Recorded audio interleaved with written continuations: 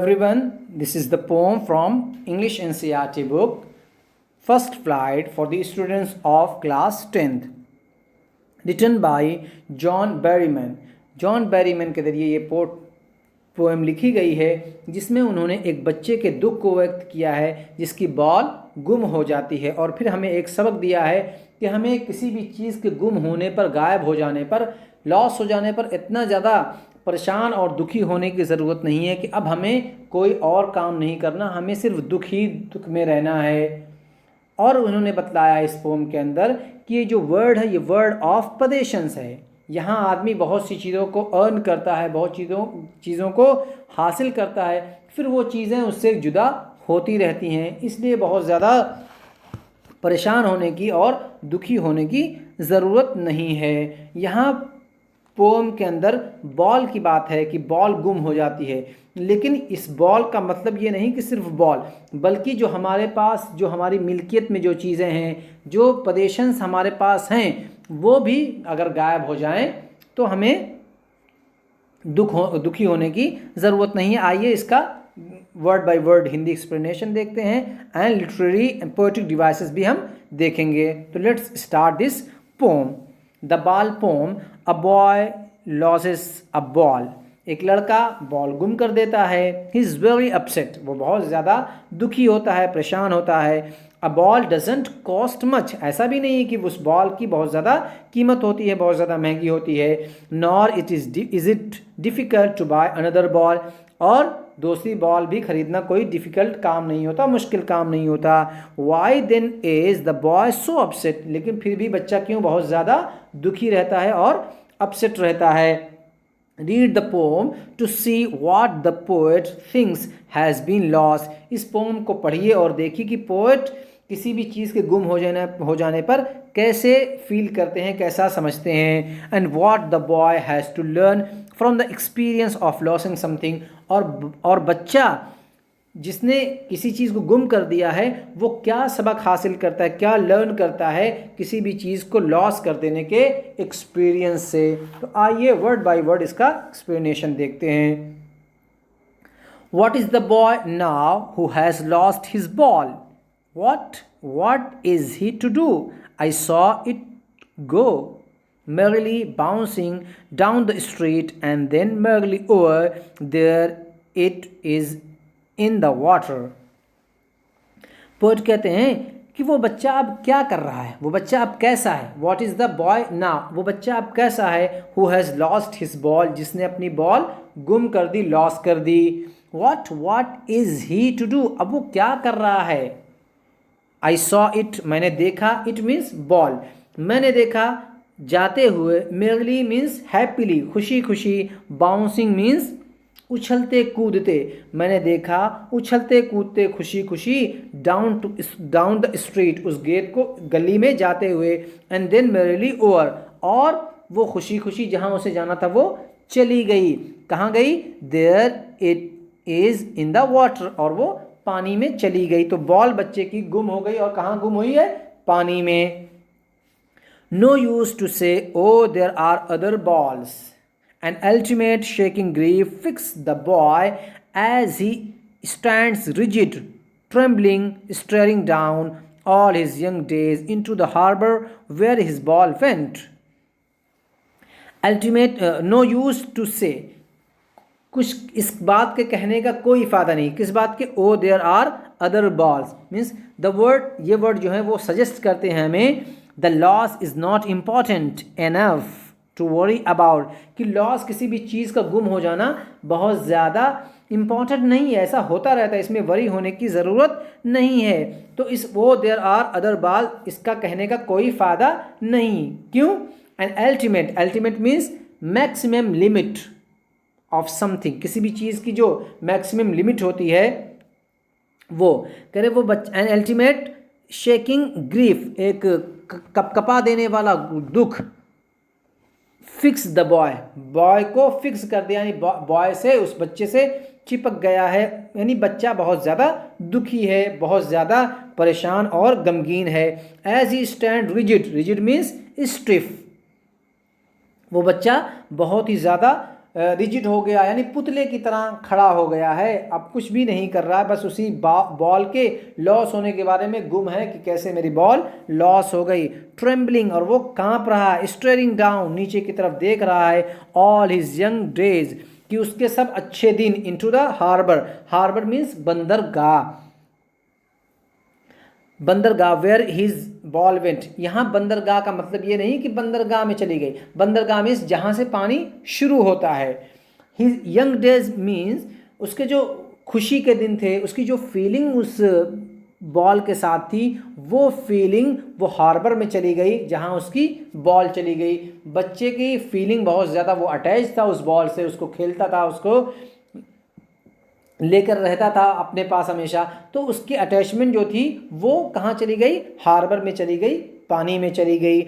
I would not intrude on him. Intrude means to enter a situation where one is not welcome. Means मतलब यहाँ उर्दू में या हिंदी में अगर हम समझें तो इसका मतलब होगा रुकावट डालना, किसी के काम में टांग अड़ाना। तो ये जो पोएट हैं वो कह रहे हैं कि आई would not intrude on him, मैं उसके मामले में टांग नहीं अड़ाऊंगा, मैं उससे कुछ बात नहीं करूंगा, कुछ उससे कहूंगा नहीं। A dime another ball is worthless. A dime ये 10 सेंट है, जैसे हमारे यहाँ पैसा होता है इंडिया में, वैसे अमेरिका में, यूएस में ये सेंट डाइम होते हैं। तो 10 सेंट को हम डाइम बोलते हैं, सेंट को डाइम बोलते हैं। तो जो दूसरी बाल है वो 10 सेंट में मिल जाएगी, 10 पैसे में मिल जाएगी, लेकिन ये वर्थलेस है। क्यों? इसलिए कि उस बच्चे के साथ इंट्रूड होना, उसके साथ कहना, उसको समझाना, ये बिल्कुल वर्थलेस है, बेकार है, इसमें कोई फ़ायदा नहीं होगा। Now he senses first responsibility in the world of possessions. अब वो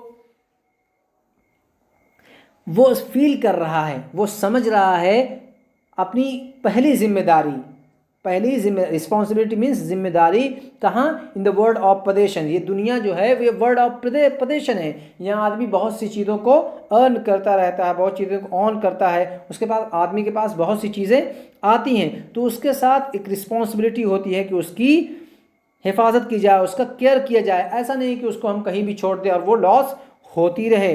तो इससे जो कहा गया था कि बच्चे को कि कैसा एक्सपीरियंस होता है, क्या एक्सपीरियंस होता है, जो बात कही गई थी यहाँ, and what the boy has to learn from the experience of losing something, कि किसी भी चीज़ को लॉस करने के एक्सपीरियंस से बच्चा क्या सीखता है। वो क्या सीख रहा है? First responsibility in the world of possession, की इस पदेशन वाली दुनिया में उसकी जिम्मेदारी क्या है कि किसी भी चीज़ की देखभाल करना, उसको केयर करना। पीपल विल टेक बॉल्स, लोग, बॉल्स मीन्स यहाँ पदेशन, लोग चीज़ों को ले लेंगे, आर्टिकल्स, ऑब्जेक्ट्स, लोग चीज़ों को ले लेंगे। Balls will be lost always, और ये चीज़ें, बॉल हमेशा गुम होती रहती हैं, हमेशा ये गुम हो जाएंगी, कभी भी आपके पास रहने वाली नहीं है। Little boy, and no one buys a ball back, और कोई भी बॉल को वापस खरीद नहीं सकता। क्यों? मनी इज एक्सटर्नल, मनी ये एक्सटर्नल, बाहरी चीज़ है, उसके साथ फीलिंग कोई भी नहीं। अगर दूसरी बॉल आप ख़रीद सकते हैं तो उसके साथ कोई भी फीलिंग नहीं आएगी, क्योंकि जिस बॉल की बच्चा बात कर रहा है उसके साथ उसके फीलिंग्स हैं, उसके सेंसेस हैं, उसने उसके साथ अपनी ज़िंदगी के वक्त गुजारे हैं, तो कोई भी अटैचमेंट उस दूसरी बॉल के साथ इस बच्चे का नहीं रहेगा। इसलिए कहते हैं no one buys a ball back, he is learning, वो कुछ सीख रहा है। क्या सीख रहा है? Well behind he desperate eyes, desperate means hopeless. जब उसे पता चल गया कि अब उसकी बॉल मिलने वाली नहीं है तो वो होपलेस हो गया, और इस होपलेस आंखों के पीछे जो उसका दिमाग है, जो माइंड है, वो उससे सीख रहा है। क्या सीख रहा है? The epistemology of loss. Epistemology means knowledge, किसी भी चीज़ को खो देने का जो नॉलेज होता है वो उसको समझ में आ रहा है, तो वो एपिस्टेमोलॉजी सीख रहा है। एंड हाउ टू स्टैंड, और वो क्या सीख रहा है? How to stand up, no, कि कैसे किसी भी चीज़ को बर्दाश्त करना है, कैसे भी किसी चीज़ को झेलना है, अफोर्ड करना है। Knowing what every man must one day know, जिसको हर आदमी को, हर मैन को एक दिन जानना पड़ेगा, सीखना पड़ेगा, लर्न करना पड़ेगा कि किसी भी चीज़ को खो देने के बाद उसके सामने कैसे स्टैंड अप किया जाता है। And most know many days how to stand up, और बहुत से दूसरे लोग जानते हैं कि कैसे स्टैंड अप करना है। तो इस पोम के अंदर राइटर ने, पोएट ने हमें बतलाया कि हमें किसी भी चीज़ के गुम हो जाने पर बहुत ज़्यादा दुखी होने की ज़रूरत नहीं है, लेकिन किसी भी चीज़ के बारे में बहुत ज़्यादा केयरलेस भी नहीं होना है, उसको केयर करते रहना, अपनी ऑन को, अपनी पोजीशंस को केयर करते रहना, वरना वो चीज़ लॉस हो जाएगी। लेकिन जब लॉस हो गई तो अब दुखी होने की ज़रूरत नहीं, इसलिए कि इस दुनिया में ऐसा बहुत कुछ होता रहेगा। अब आइए इस पोम की पोएटिक डिवाइसेस देखते हैं। तो सबसे पहले पोएटिक डिवाइसेस क्या है? Alliteration. Alliteration is the repetition of a consonant sound at the start of 2 or more consecutive word. 2 या 2 से ज़्यादा लगातार जब किसी भी वर्ड के शुरू में कोई लेटर हो तो उसे बोलते हैं, और वो भी कॉन्सोनेंट लेटर, कॉन्सोनेंट साउंड का रिपीटेशन हो तो उसे बोलते हैं एलिट्रेशन। सबसे पहले हम एलिट्रेशन इसके अंदर देखते हैं कि एलिट्रेशन कहाँ कहाँ है। एलिट्रेशन यहाँ बॉल्स एंड बॉल्स,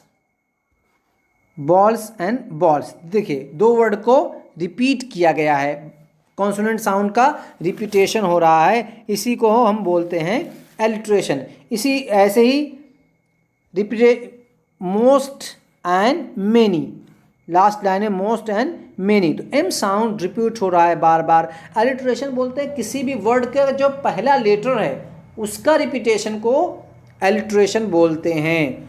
तो ये था इसमें एलिट्रेशन। उसके बाद दूसरी चीज़ जो है वो है एनाफोरा। एनाफोरा किसको बोलते हैं? The repetition of word at the start of 2 or more consecutive line. 2 या 2 से ज़्यादा लगातार लाइनों में जब किसी भी वर्ड का रिपीटेशन हो रहा हो और वो वर्ड कहाँ भी, और वो वर्ड जो हो उस लाइन के स्टार्ट में हो तो उसे बोलते हैं एनाफोरा। जैसे इसके अंदर हम देखते हैं what and what, merrily and merrily. तो देखिए वॉट एंड वॉट में रिपीट हो रहा है और मेरिली में भी रिपीट हो रहा है। दोनों लाइनें उसी, पहली लाइन भी वॉट से शुरू है, दूसरी भी वॉट से शुरू है, तीसरी मेरिली से और चौथी भी मेरिली से शुरू है, तो इसी को बोलते हैं एनाफोरा। और इस पोम के अंदर एक और डिवाइस है और वो है repetition. Repetition for putting emphasis, किसी बात पर जोर देने के लिए किसी भी चीज़ को रिपीट करना, इसे बोलते हैं रिपीटेशन। जैसे यहाँ रिपीटेशन क्या है? देखिए व्हाट एंड व्हाट, देखिए व्हाट जैसे था फिर उसके बाद फौरन व्हाट आ गया। इसी तरीके से बॉल्स एंड बॉल्स, तो बॉल्स का भी रिपीटेशन है और व्हाट एंड व्हाट का रिपीटेशन है। तो स्टूडेंट्स, आपको ये वीडियो कैसी लगी कमेंट सेक्शन में हमें कमेंट करके ज़रूर बतलाएं, और अगर आपको ये वीडियो पसंद आए तो इसको लाइक करें, शेयर करें दोस्तों को, अपने रिलेटिव को, और चैनल को सब्सक्राइब करें, और don't forget the press the bell icon. मिलते हैं नेक्स्ट वीडियो के साथ। Till then take care and have fun.